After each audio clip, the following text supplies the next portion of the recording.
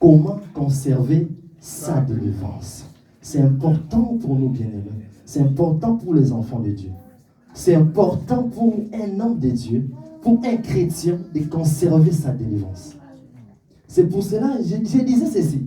C'est pour cela, aujourd'hui, tu vas voir beaucoup des enfants de Dieu qui prennent leur délivrance aujourd'hui. Ils cherchent la délivrance aujourd'hui. Ils cherchent la délivrance demain. Ils cherchent aussi la délivrance le lendemain. Tous les jours de sa vie, ils cherchent la délivrance. Pourquoi? Parce qu'il ne sait pas conserver sa délivrance. Lorsque Dieu te délivre, il faut conserver sa délivrance. Amen. Amen, amen. Amen. Et je vous avais fait comprendre ceci. La délivrance, c'est la responsabilité de Dieu. La délivrance, c'est Dieu qui le donne. La délivrance, c'est la part de Dieu. Donc la délivrance, c'est Dieu qui délivre. Amen. Exode chapitre 14, le verset 13 à 14. La Bible dit, dites à Moïse. Moïse dit aux enfants d'Israël, gardez silence et vous verrez la délivrance que l'Éternel vous apportera. Cela veut dire, la délivrance, c'est Dieu qui le donne. Mais conserver sa délivrance, c'est la part de l'homme. Amen. Donc, conserver la délivrance, c'est la part de l'homme qui est délivré. Amen. Donc, lorsque Dieu te délivre, lorsque tu reçois la délivrance, il faut savoir les conserver. Amen, amen. Amen. Donc, c'est important pour nous, bien-aimés, de conserver sa délivrance. Amen, amen. Amen. Amen. Conserver la délivrance, c'est la responsabilité de l'homme. C'est la responsabilité de celui qui est délivré. Donc c'est important pour toi, bien-aimé, lorsque tu reçois la délivrance de Dieu, lorsque Dieu te délivre, cherche aussi la manière de la conserver. Cherche aussi la manière de la conserver. Cherche aussi la manière de la conserver. Donc Dieu t'a délivré, il faut conserver ta délivrance. C'est pourquoi c'est lui qui a reçu quelque chose venant de Dieu. C'est lui qui a reçu la délivrance venant de Dieu. C'est lui qui s'est sacrifié pour avoir la délivrance. Sécurise la chose. Donc c'est lui qui s'est sacrifié pour la chose. Doit conserver, doit sécuriser la chose. La chose où tu as payé les prix, dans des prières, dans des déclarations. Non, tu ne peux pas le perdre comme ça. Tu dois les conserver. Tu dois les protéger. Tu dois les garder. Et la fois passée, on a parlé d'une seule clé. Mais aujourd'hui, on va continuer à donner d'autres clés. Et la première clé qu'on avait donnée la fois passée, la Bible dit, il ne donnait pas l'accès au diable. Donc la première clé d'un enfant de Dieu, si tu veux conserver sa délivrance, la Bible dit, ne donnez pas l'accès au diable. Celui qui donne l'accès au diable, ce n'est pas Dieu, mais c'est l'homme qui a reçu la délivrance. Donc c'est l'homme qui donne l'accès au diable. Dis à votre voisin, dis, ne donnez pas l'accès au diable. Ne donnez pas l'accès au diable. Dis-les bien, dis-les, ne donnez pas l'accès au diable. C'est-à-dire, c'est lui qui donne l'accès au diable, ce n'est pas Dieu. Mais c'est l'homme lui-même qui donne, qui ouvre la porte au diable. C'est l'homme lui-même qui est délivré, qui peut donner l'accès au diable. La Bible dit, Apocalypse chapitre 12, le verset 12. La Bible dit, malheur à la terre, car le diable est descendu vers vous, animé à une grande colère, sachant qu'il lui reste peu de temps.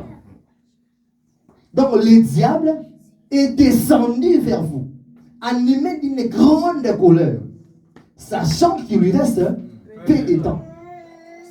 C'est pourquoi ne donnez pas l'accès au diable. Car si tu donnes l'accès au diable, si tu ouvres la porte au diable, le diable vient juste pour égorger, dérober et détruire. Le diable vient pour te détruire, pour t'égorger. C'est pour cela ce matin, je voudrais dire à quelqu'un ce matin, ne donnez pas l'accès au diable. Ne donnez pas l'accès au diable. Et je vous avais fait comprendre que nous ne devons pas donner l'accès au diable. Nous ne devons pas donner l'accès au diable. Celui qui veut garder, protéger sa délivrance, celui qui veut conserver sa délivrance, ne doit pas jamais donner l'accès au diable. Peu importe quoi que ce soit, ne donne pas l'accès au diable. Que le diable ne prend pas dessus sur toi. Ne donnez pas l'accès au diable. Tu ne peux pas accepter qu'une délivrance pour laquelle tu as payé le prix. Dans le jeûne, dans le prière, dans tout.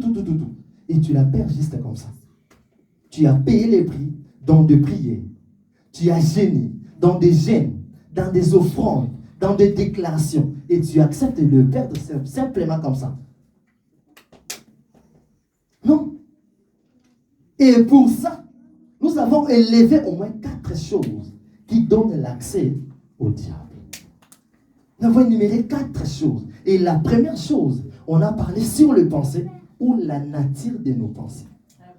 Cela veut dire les chemins où le diable passe pour accéder à l'homme, c'est dans le pensée. C'est pour cela que tu vas voir le mal ou le bien commence d'abord sur tes pensées. Veille sur tes pensées. Contrôle tes pensées. Qu'est-ce que tu penses? À tout moment, il faut veiller sur tes pensées. Le diable veut à tout prix imprimer les mauvaises pensées dans ton cœur. Et je voudrais demander à quelqu'un ce matin, qu'est-ce que tu penses à ton frère qui est près de toi? Qu'est-ce que tu penses à ton église? Qu'est-ce que tu penses à ta famille? Qu'est-ce que tu penses à tes enfants? Veille sur tes pensées. Donc le diable trouve l'accès à l'homme pour accéder dans la vie de l'homme au travers de nos pensées. Et la deuxième chose qu'on avait énumérée, c'était la vie de péché. La Bible dit, dans 1 Jean chapitre 5, le verset 18, quiconque est né de Dieu ne pêche point, mais s'égare de lui-même, le malin ne le touche pas. Donc quiconque est né de Dieu ne pêche point, mais s'égare de lui-même, et le malin ne le touche pas. Le malin ne le touche pas. Donc le péché, c'est un moyen où le diable passe pour toucher la vie de l'homme. Donc si le diable veut toucher ta vie, pêche. J'avais dit la fois passée, Jésus a guéri quelqu'un qui avait une maladie pendant 38 ans. Il était possédé d'une maladie pendant 38 ans. Et Jésus les raconte, Jésus les guérit et il dit, maintenant tu es guéri, va et ne pêche plus. De peur que le pire arrive encore. Et dans le verset, ou dans les chapitres que nous avons énumérés comme le chapitre de base, le texte de base, c'était dans Matthieu chapitre 12, le verset 43-45. La Bible nous montre que celui qui a perdu sa délivrance devient dangereux, plus que celui qui n'a pas reçu sa délivrance. Pourquoi? Lorsque cet esprit impur sort de l'homme, il cherche les lieux où se reposer. Et la Bible dit il ne trouva point. Et il est parti chercher encore 7 autres esprits plus méchants que lui. Et la Bible dit la dernière condition de cet homme est pire que la dernière.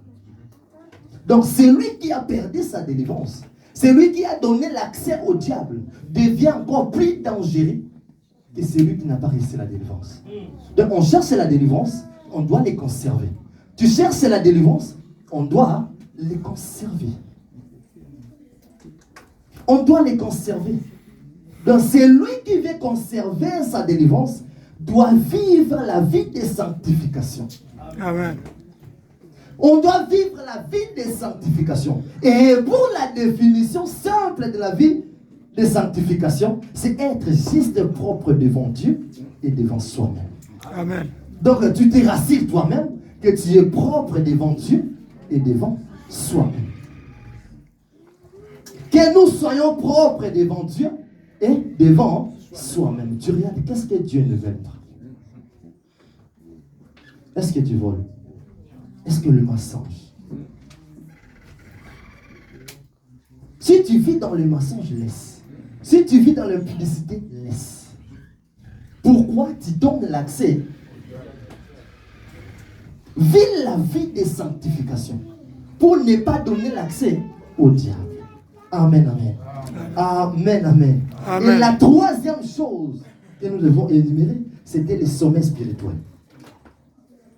C'était les sommets spirituels. Les sommets spirituels, c'est le genre des gens qui disent on a beaucoup prié. On a beaucoup prié. C'est les contentements. Donc on a beaucoup prié. On a beaucoup prié. On doit se reposer. J'aimerais dire à quelqu'un ce matin, pendant que toi tu te reposes, les diables ne se reposent pas. Pendant que toi tu te reposes, les diables ne te reposent pas. Donc, après avoir prié, tu dois encore prier. Amen. Pendant que tu pries, tu dois encore prier. Et la quatrième chose que nous avons énumérée, c'était quitte certains environnements.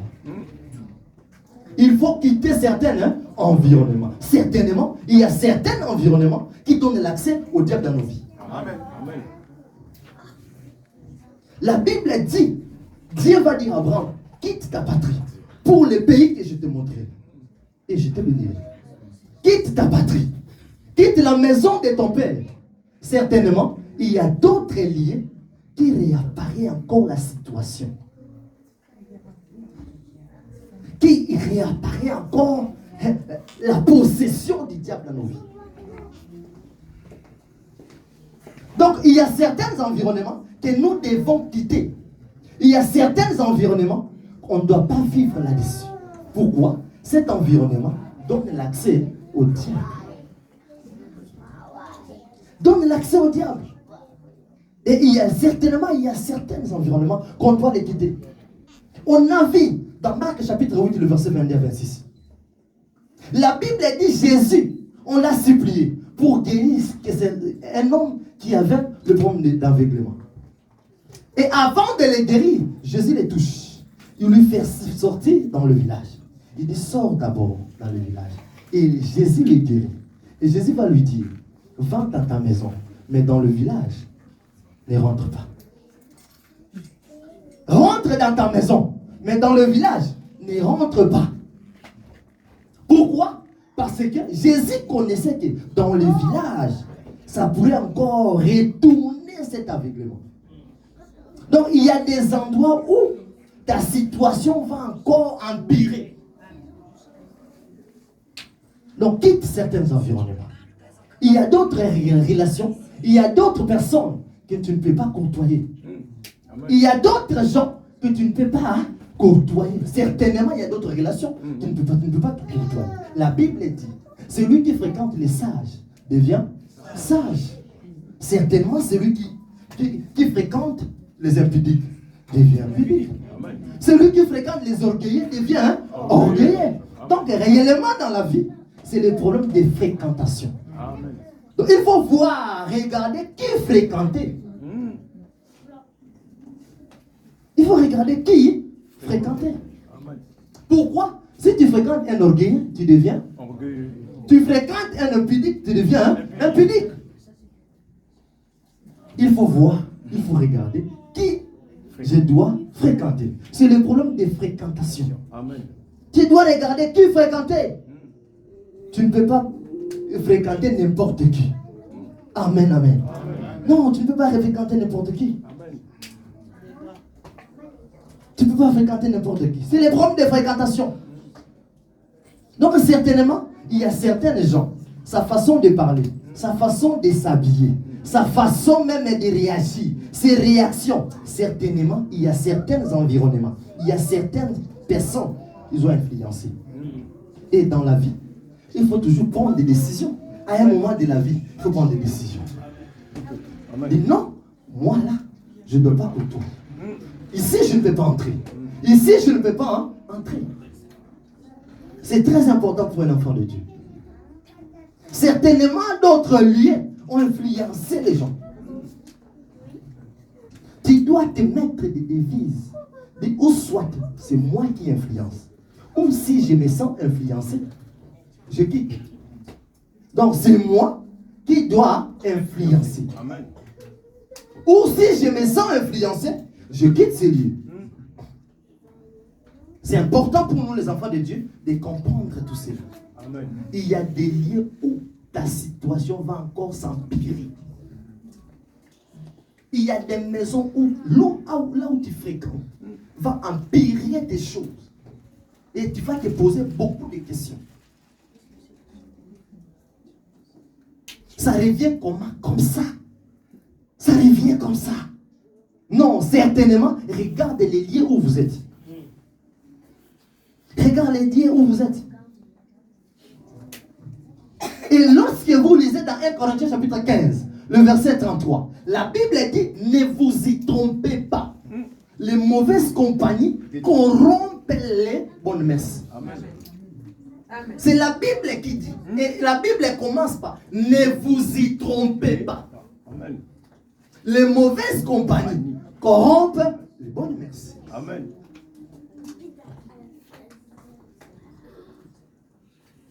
Donc, pourquoi, tu sais pourquoi la Bible mentionne ne vous y trompez pas? Parce que c'est lui qui fréquente des mauvaises personnes. Pour lui, il va s'en sortir. Il va un jour, il va s'en sortir. Pendant qu'on lui dit, non frère, c'est lui-là, on ne le voit pas clair. C'est un aventurier. Non, toi tu ne connais pas. Ça ce sont vos choses. Et là, lui-là, c'est une bonne personne. Pourquoi? Pour lui, il sait qu'il va s'en sortir. Pourquoi la Bible dit, ne vous y trompez pas. Les mauvaises compagnies corrompent les bonnes mœurs. Juste pour te dire que faites attention dans certaines fréquentations. Faites attention pour certaines gens, pour certaines personnes que tu courtoies. Amen, amen. Amen, amen. Amen. Acclame le Seigneur. Donc, si quelqu'un peut acclamer le Seigneur. Quelqu'un peut acclamer le Seigneur. Voilà pourquoi je comprends qu'il y a certains gens qui payent le prix sans prendre conscience. Donc, ils payent les prix sans prendre conscience.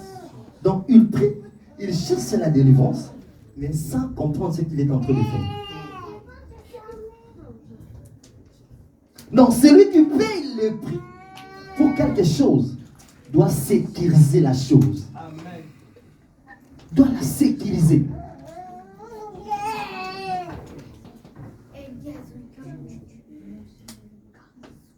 Doit sécuriser la chose. Comme je viens de le dire, à un moment donné de la vie, papa, il faut prendre des décisions dans ta vie. Il faut prendre des décisions. Certainement. Parce qu'on est tout à l'heure. Comme nous sommes ici, hein, tu n'écoutes pas la parole pour rester les mêmes. Amen. On n'écoute pas la parole pour rester les mêmes. Mais on écoute la parole pour se conformer de la parole. Amen. Pour se conformer de la parole. Amen. La transformation de l'homme n'est pas seulement dans l'écoute, mais dans la pratique. Amen. Lorsque tu pratiques, la transformation vient. Amen. Donc on n'écoute pas la parole pour rester les mêmes. On écoute la parole pour se conformer de la parole. Amen. On doit marcher selon la parole. Amen. Donc lorsque tu viens à l'église, tu écoutes la parole, il faut se conformer de cette parole. Amen. Que Dieu te donne la force. Amen. Je disais que Dieu te donne la force. Amen. C'est pour cela que j'ai dit ceci. La consécration n'est pas seulement se mettre à part pour Dieu. La consécration n'est pas seulement se mettre à part pour Dieu. Mais la consécration, c'est aussi des choses. C'est décider d'une vie de profondeur avec Dieu. Donc tu regardes ta relation et tu prends une décision. Je me décide à une vie de profondeur avec Dieu. Quand tu regardes ta vie aujourd'hui, est-ce que tu vis une vie de profondeur avec Dieu? Celui qui vit une vie de profondeur avec Dieu est protégé. Amen. Non, celui qui vit une vie de profondeur avec Dieu ne pleure pas. Amen. Ne pleure pas. Il faut vivre une de profondeur avec Dieu.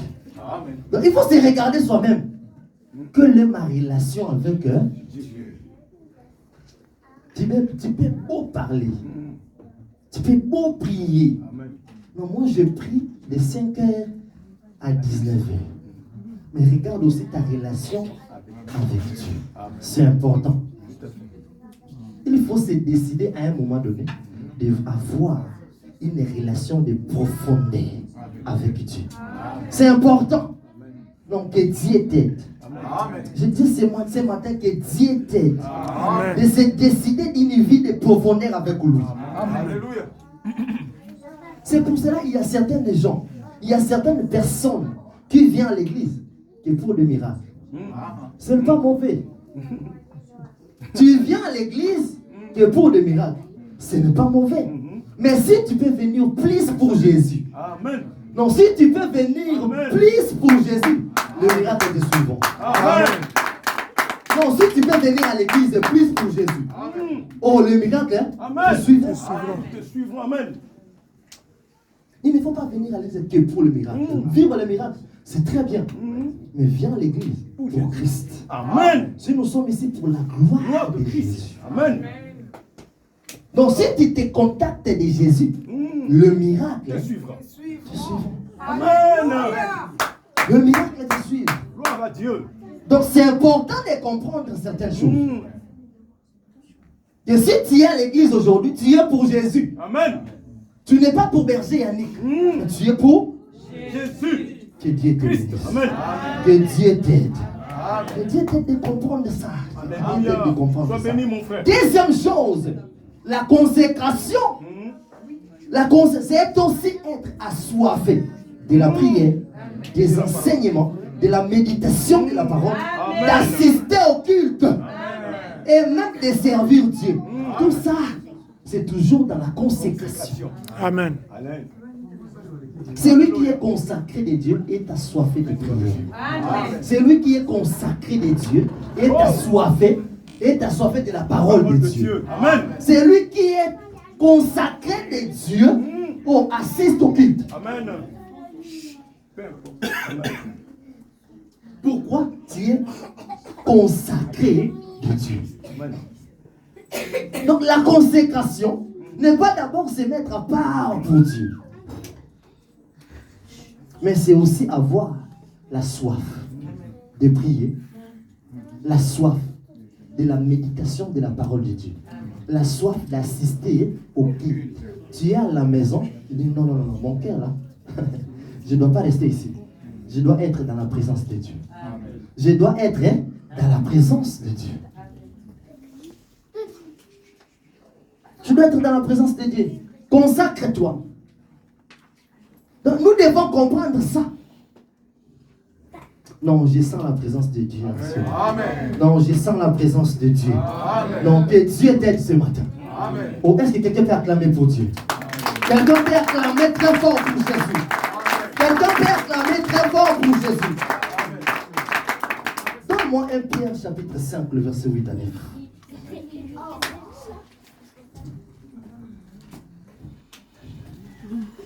Et nous allons le lire. 1 Pierre chapitre 5, le verset 8 à 9. Qui peut nous lire? Je lis la parole au nom du Seigneur Jésus-Christ. Amen. Dans le livre de 1 Pierre, chapitre 5, au verset 7 à 8. 8 à 9. 8 à 9. Ouais. Soyez sobres. Amen. Veillez, votre adversaire, le diable, rôde comme un lion résistant. Cherchant qui il dévorera. Résistez-lui avec une foi ferme. Sachez que les mêmes souffrances sont imposées à vos frères dans le monde. Amen, amen. La Bible dit, soyez sobres. Veillez. Votre adversaire, le diable, rôde comme un lion rugissant, cherchant qui il dévorera. Oh, le verset 9, est-ce qu'on peut le lire ensemble? Amen. Le verset 9, est-ce qu'on peut le lire ensemble? Ouvre ta parole de Dieu. Est-ce qu'on peut le lire ensemble? Le verset 9. Qu'est-ce dit la parole de Dieu? La Bible dit quoi? Résistez-lui avec une foi ferme.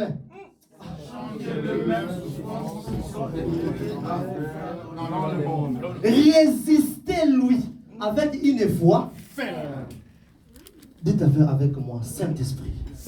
Saint-Esprit, parlez-moi ce matin. Saint-Esprit, parlez-moi ce matin. Trouve une place dans mon cœur. Trouve une place dans mon cœur. Et parlez-moi. Que cette parole sauve ma vie. Que cette parole délivre ma vie. Amen. La Bible dit résistez-lui avec une foi ferme. Une autre clé. Donc écrivez. La deuxième clé de cette prédication. Si tu veux conserver sa délivrance, c'est la foi ferme. Amen. Amen, amen. C'est la foi ferme. La Bible dit, les diables, votre ennemi, les diables, rôdent comme un rugissant. Comme un lion rugissant. Cherchant qui il dévorera.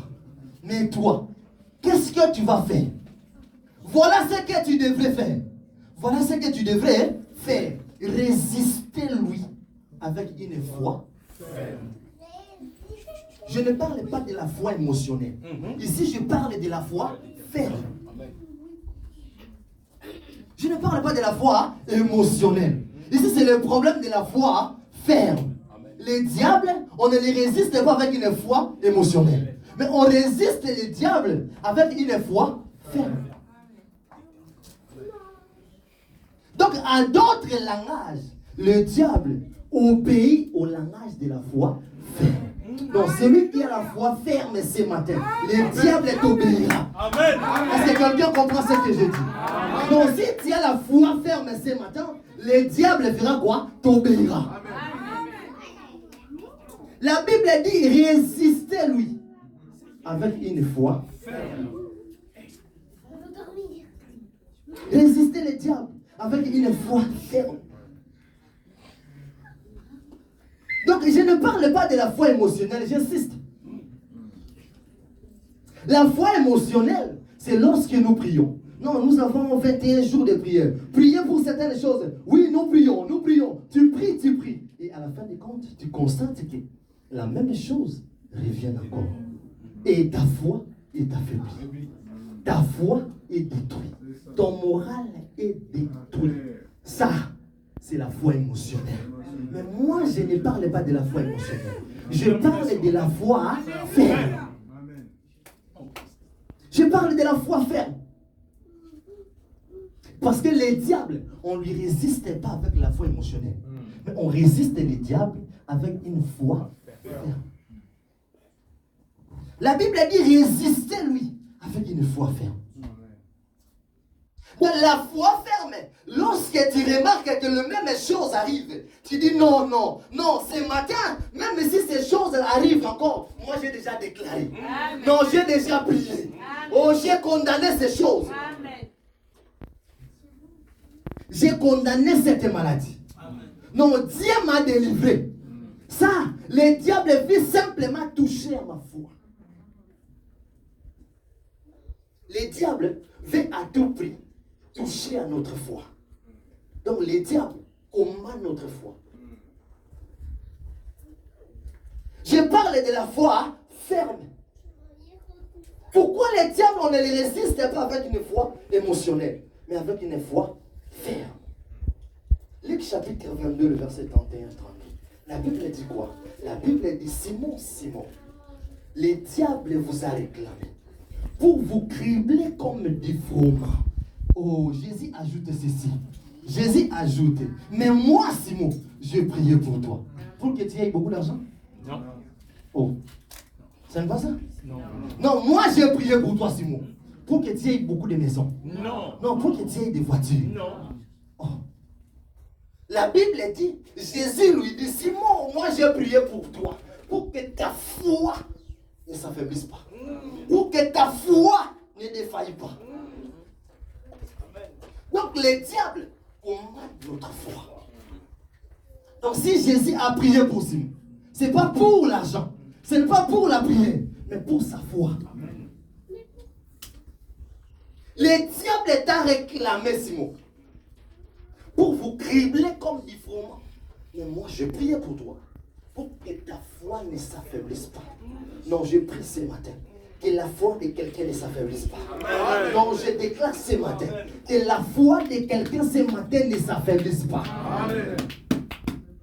Que ta foi ne s'affaiblisse pas. Non, peu importe les choses. Donc Jésus dit Satan et il dit la foi. Jésus a dit à Simon, il dit Satan et il dit la foi. Donc Satan combat la foi. Oh, est-ce que quelqu'un comprend ce que moi je dis? Donc le diable, oh, il combat notre foi. Tu sais pourquoi? Parce que Satan sait que lorsque nous les résistons pas d'abord dans la chair, mais nous les résistons dans la foi. C'est pour cela le combat du diable de notre vie, c'est notre foi. Le combat du diable, c'est notre foi. C'est notre foi. Donc tout chrétien doit vivre avec la foi. Doit vivre avec la foi. Prends pour moi 4 versets. Écris ces 4 versets. Et je vais reprendre 4 personnes de nous lire ces versets. Et vous allez comprendre. Galates chapitre 3, le verset 11. La Bible dit quoi? Qui a déjà trouvé? Galates chapitre 3, le verset 11. Verset 11, la Bible dit que nul ne soit justifié devant Dieu par la loi. Cela est évident, puisqu'il est dit le juste vivra par la foi. La Bible dit le juste vivra par la foi. Oh, la Bible dit le juste vivra par la foi. Prends encore Romains chapitre 1, le verset 17. Romains chapitre 1, le verset 17. La Bible dit quoi? Romains chapitre 1, verset 17. Je lis la parole du Seigneur. Amen. Assemblée, je lis la parole de Dieu. Amen. Je lis encore la parole de Dieu. Amen. La Bible nous dit ceci. Parce qu'en lui est révélée la justice de Dieu par la foi et pour la foi. Amen. Selon ce qui est écrit, le juste vivra par la foi. Le juste vivra par la foi. Ça revient combien de fois? Ça revient combien de fois? Au Hébreux chapitre 10, le verset 38. Qui peut prendre? Hébreux chapitre 10, le verset 38. La Bible dit quoi? Je lis la parole au nom du Seigneur. Amen. Je lis la parole au nom du Seigneur. Amen. Hébreux chapitre 10, le verset 33. 38, si j'ai dit. 38. Ouais. Autant pour moi. Et mon juste vivra par la foi. Et mon juste vivra par la foi. Ça revient combien de fois? 3 fois. Jésus est en train de te montrer l'importance de ta foi. Amen. Jésus est en train de... Merci papa. Jésus est en train de te montrer l'importance de ta foi. La Bible dit et mon juste vivra par... Oh, est-ce que mon juste vivra par l'argent? Non. Non, le juste vivra par les voitures. Non. Oh, j'aime quand tu me réponds. Est-ce que le juste vivra par les maisons? Non. Oh, par tes comptes bancaires? Non. Le juste vivra par quoi? La foi. Oh, le juste vivra par la foi. Amen. Et le dernier verset, prends Habakkuk chapitre 2, le verset 4. Je lis au nom glorieux et puissant de Jésus. Amen, amen. Voici son âme s'est enflée, elle n'est pas droite en lui, mais le juste vivra par la foi. Le juste vivra par. Le juste vivra par la foi. Ça revient combien de fois? 4 fois. Amen. Donc Jésus est en train de te montrer l'importance de ta foi. La Bible dit le juste ne vivra pas par l'argent. Qui est juste ici? Oh, qui est juste? Moi je suis juste. Jésus m'a justifié. Oh, c'est qui est juste? Non, Jésus est justifié par le sang de Jésus. Est-ce que quelqu'un il est justifié par le sang de Jésus? Il lève juste sa main droite. Oh, la Bible dit le juste vivra par la foi. Donc comme tu es juste, tu dois vivre par la foi. Pas d'abord par l'argent, pas par les maisons, oh, pas par les papiers. Est-ce qu'on dit par les papiers? Non. Non, lui là, il n'a pas le papier, lui là, il n'a... Non, la Bible dit le juste ne vivra pas par les papiers. Mais la Bible dit l'homme vivra, le juste vivra par la foi. Pour comprendre quoi? Si tu as la foi, tu auras les papiers. Oh, est-ce que quelqu'un me comprend? Donc si tu as la foi ce matin, oh, si tu as la foi ce matin par rapport à ta délivrance, tu vivras ta délivrance. Amen. Amen. La Bible dit le juste vivra par la foi. Le juste vivra par la foi. C'est pourquoi le cible du diable, c'est notre foi. Le cible du diable dans notre vie, c'est notre foi. Donc la foi détermine les limites où l'ennemi ne peut pas franchir. La foi détermine les limites où l'ennemi ne peut pas franchir. Détermine les limites. Pour dire quoi? C'est-à-dire, tel que tu crois, déterminera les comportements du diable dans ta vie. Et pour comprendre ta foi, je vais d'abord regarder juste ta façon de parler. Je me dire, celui qui se plaint beaucoup a la foi émotionnelle. Mais celui qui a la foi ferme ne se plaint pas beaucoup. Celui qui a la foi ferme déclare. Celui qui a la foi ferme résiste au diable. Amen. Que Dieu te donne la foi ferme ce matin. Non, je disais que Dieu te donne la foi ce matin. Ici, je ne parle pas de la foi émotionnelle, mais je parle de la foi ferme. C'est-à-dire, tu n'auras pas la victoire au-delà de ta foi. Jamais. Tu n'auras pas la victoire au-delà de ta foi. Avec la foi, on ne peut pas échouer. Celui qui a la foi n'échoue pas. Est-ce que quelqu'un comprend? Celui qui a la foi n'échoue pas. Oh, j'ai dit bien, celui qui a la foi n'échoue pas. 1 Jean chapitre 4. 1 Jean chapitre 4 et 5, pardon. 1 Jean chapitre 5, le verset 4. 1 Jean chapitre 5, le verset 4. La Bible dit quoi? Chapitre 5, verset 4. La Bible nous dit ceci. Voilà.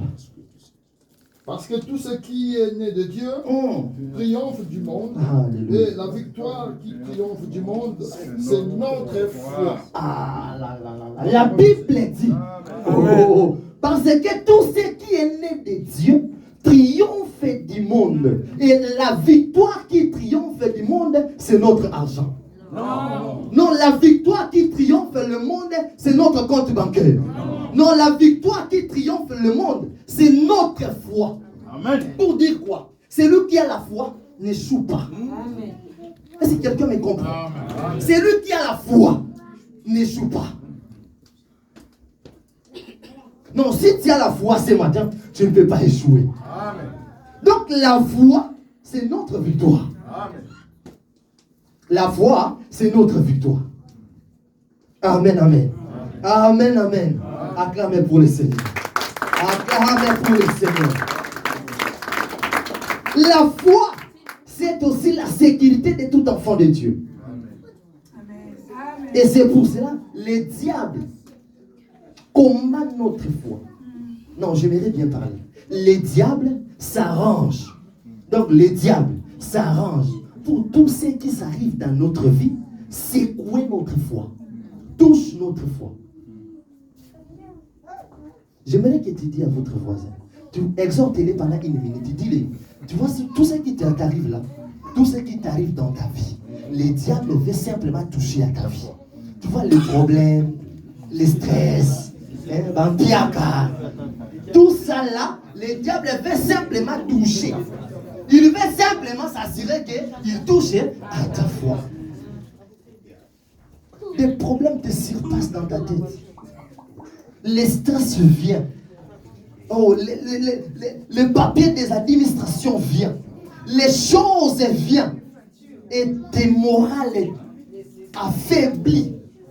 Celui qui a la foi ne s'affaiblit pas. Peu importe ce que tu vis, peu importe le problème de ta vie, celui qui a la foi ferme les surmontera. Celui qui a la foi ferme les surmontera. Éphésiens chapitre 6, le verset 16. Éphésiens chapitre 6, verset 16. La Bible dit quoi? La Bible nous dit ceci. La Bible nous dit ceci. Prenez par-dessus tout cela le bouclier de la foi, avec lequel vous pourrez éteindre toutes les traits enflammés du malin. Amen. La Bible dit, prenez par-dessus. Tout cela, le bouclier de la foi, avec lesquels vous pourrez éteindre tous les traits enflammés du malin. Qui est le malin? Le diable. Oh, qui est le malin? Le diable. C'est le diable qui est le malin. Mais écoute, la Bible dit ceci. Maintenant, la Bible te dit, il y a une arme ici.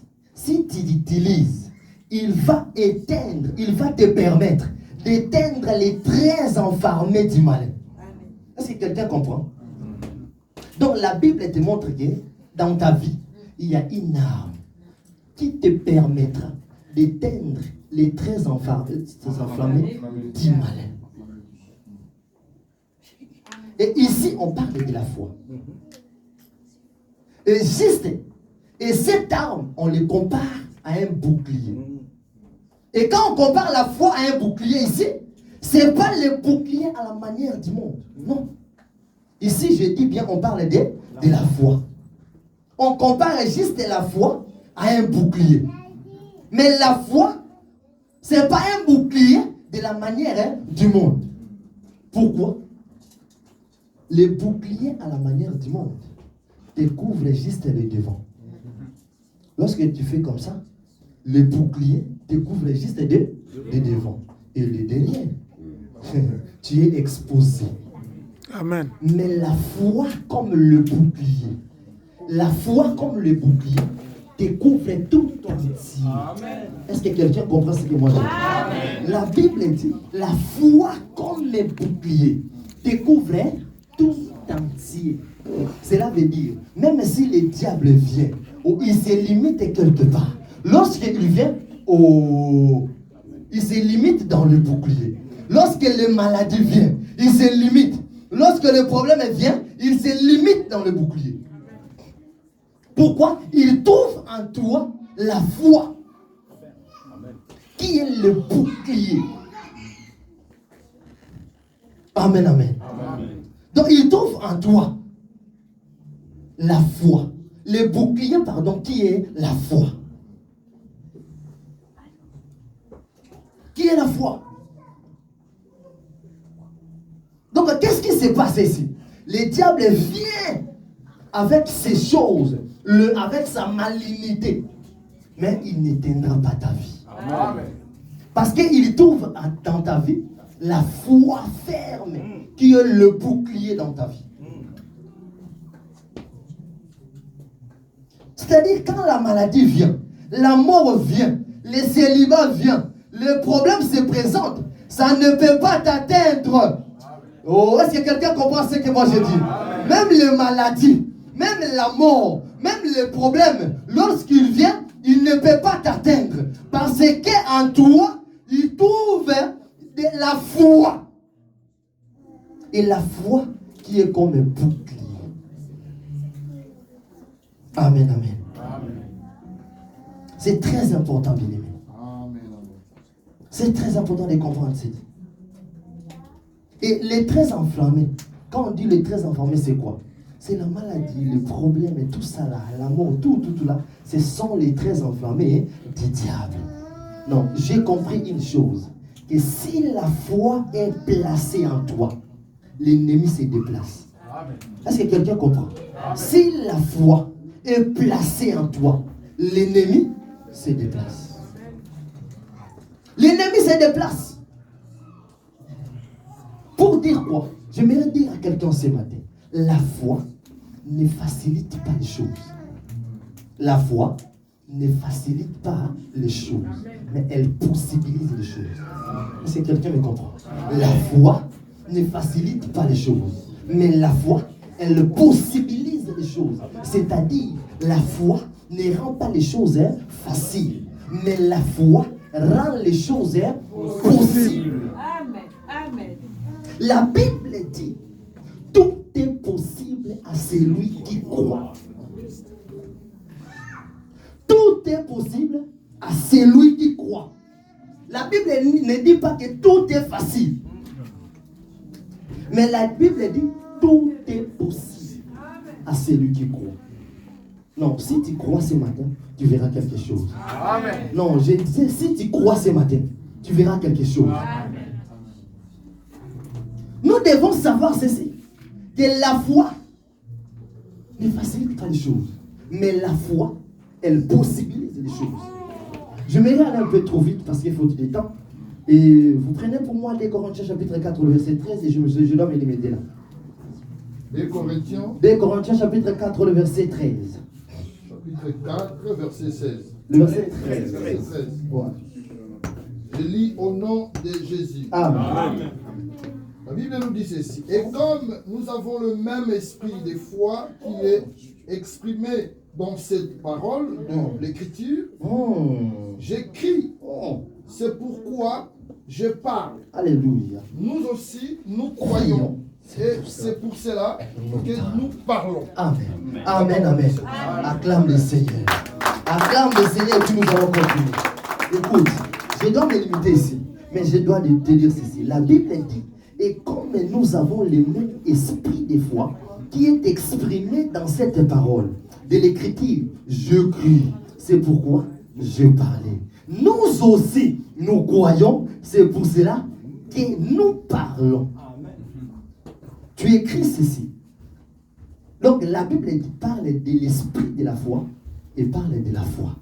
Donc l'esprit de la foi et la foi. Tu dois écrire ceci. C'est lui qui écrit, écrive. Je dois te dire quelque chose. L'esprit de foi, c'est ce qui fait naître la foi en nous. Est-ce que quelqu'un comprend? Donc l'esprit de la foi, lorsqu'il vient dans ta vie, il fait naître la foi. Et deuxième des choses, la vraie foi, c'est celle qui parle. Amen. Donc la vraie foi, c'est celle qui parle. Lorsque tu déclares, tu parles. C'est ça la vraie foi. C'est pour cela la Bible dit, oh, j'écris, c'est pourquoi je parle. Nous aussi, nous croyons, c'est pour cela nous parlons. Donc lorsque tu as reçu l'esprit de foi en toi, il fait naître la foi. Donc que tu reçoives l'esprit de foi ce matin. Amen. Donc tu reçois l'esprit de foi ce matin. Amen. Qu'il fait naître la foi en toi. Et la vraie foi, c'est celle qui fait quoi? Qui parle. Donc si tu crois, tu ne peux pas se taire. Il faut faire quoi? Écoute, écris encore ceci. Quand tu crois, donc quand tu crois, la chose ou la substance se fixe. Donc lorsque tu crois, la chose se fixe. Mais lorsque tu parles, tu enfantes les choses. Amen. Est-ce que quelqu'un comprend ça? Amen. Donc lorsque tu parles, lorsque tu écris, tu crois dans ton cœur, la chose se fixe. Mais lorsque tu parles, non, je vais dire à quelqu'un ce matin, nous sommes dans la décennie de la bouche. Amen. C'est pour cela la Bible dit ceci, la vie et la mort sont au pouvoir de la langue. Donc il faut parler pour affronter les choses. Amen. Donc lorsque tu parles, tu affrontes des choses. Parce qu'il y a ce qu'on appelle, écrivez ça, on enseignera ça plus tard. Écrivez ceci. Donc il y a ce qu'on appelle la confession de la foi, la déclaration de la foi et la profession de la foi. On enseignera ça plus tard. Amen. Si Dieu nous donne encore la force. Donc on a ce qu'on appelle la confession de la foi, la déclaration de foi et la profession de foi. Et dans la confession de foi, on répète ce que Dieu a dit. Dans la confession de la foi, on répète ce que Dieu a dit. Mais dans la déclaration de la foi, dans la déclaration de la foi, on dit ce qu'on croit, partant de ce que Dieu a dit. C'est pour cela que vous verrez, dans le monde de la foi, ce n'est pas que ce que Dieu a dit qui est important. Donc, même ce que toi, d'ailleurs, ce que toi tu as dit est plus important. Tu sais pourquoi? Parce que c'est l'expression de ta foi. Donc, ce que tu crois, c'est ce que tu parles. Tu crois. Et tu fais quoi? Tu parles. Et comme je crois, je parle. Je parle que moi, je ne peux pas tomber. Donc, je parle que mon église soit élevée dans cette année. Je parle que moi, je dois me marier. Amen. C'est une prophétie pour moi-même. Donc je déclare que moi je dois me marier. Amen, amen. Acclame le Seigneur. Acclame très fort le Seigneur. Le Seigneur est tellement merveilleux. Alléluia. Mais c'est très important de comprendre ça, bien-aimé. Dans la déclaration de la foi, il faut parler ce que tu crois, parce que c'est l'expression de ta foi. Amen. C'est très important. Et dans la profession de la foi, on fait ce que Dieu a dit. On reste là. Abraham sort de ta patrie pour le pays que je te montrerai. Il prend le bagage. La confession de la foi. Profession de la foi. Abraham prend Isaac. On va offrir. Il prend Isaac. Ça, c'est la profession de la foi. Est-ce que tu as la profession de la foi ce matin? Est-ce que tu as la profession de la foi ce matin? Non, j'ai tellement beaucoup de choses à dire. Et c'est pour cela même ta façon, ta manière de donner l'offrande. Donc, ta manière de donner l'offrande dans l'église, ça détermine aussi ta foi. Parce que la Bible dit, c'est par la foi qu'Abraham prend Isaac et fait quoi? L'offrir. Amen. Même ta manière d'offrir à Dieu, ça détermine ta foi. Amen. Donc j'ai tellement beaucoup de choses à te dire ce matin, faute de temps, mais on en parlera. Amen. On en parlera. Donc il faut regarder ta foi. Et n'oublie pas, je dois terminer, et n'oublie pas, la foi est essentielle pour toute notre vie. Et pour terminer, je dois te dire ceci. Là où il y a la foi, il y a la victoire. Amen.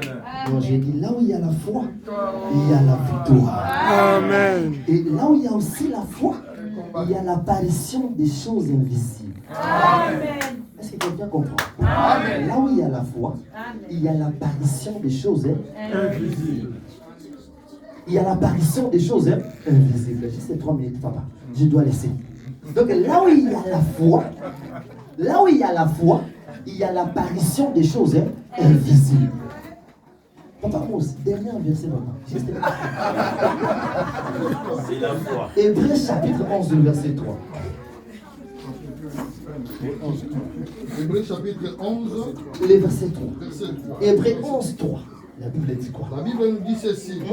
C'est par la foi que nous reconnaissons que le monde a été formé par la parole de Dieu. En sorte que ce qu'on voit n'a pas été fait des choses visibles. Amen.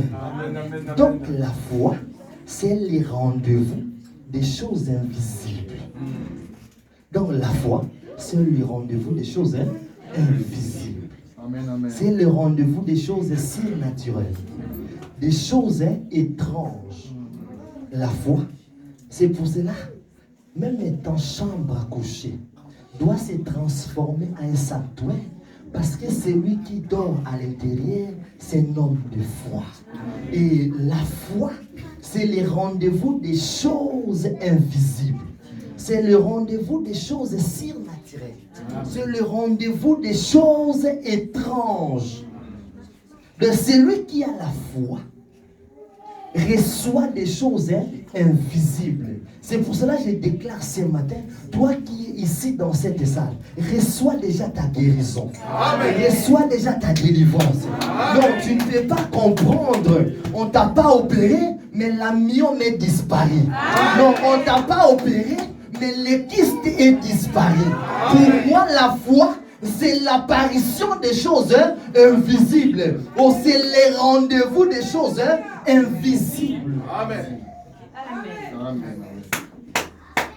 Donc, je déclare pour toi ce matin. Donc, à cause de ta foi ce matin, reçois ta guérison. Reçois ta guérison. Reçois ta guérison. Reçois ta guérison. Que ta foi, que ta foi, tire les traits enflammés du diable. Que 1000 tombent à tes côtés, 10 000 à ta droite, tu ne seras jamais atteint. La maladie ne peut pas t'atteindre. La mort ne peut pas t'atteindre. toi. Oh, les choses humaines ne peuvent pas t'atteindre. Les choses humaines ne peuvent pas t'atteindre. Oh, tout arme pensée contre toi sera nul et sans effet. Pourquoi? Parce que tout est possible à celui qui croit. Non, je déclare ce matin que la maladie ne peut pas t'atteindre. Oh, que 1000 tombent à ta droite, 10 000 à ta gauche, toi tu ne seras pas atteint. Oh, que la maladie disparaisse dans ta vie. Oh, que les démons disparaissent dans ta vie. Oh, que tu sois supérieur aux démons. Amen. Non, quelque chose de mal ne peut pas t'atteindre. Amen. Non, quelque chose de mal ne peut pas t'atteindre. Amen. Que Dieu te bénisse. Amen.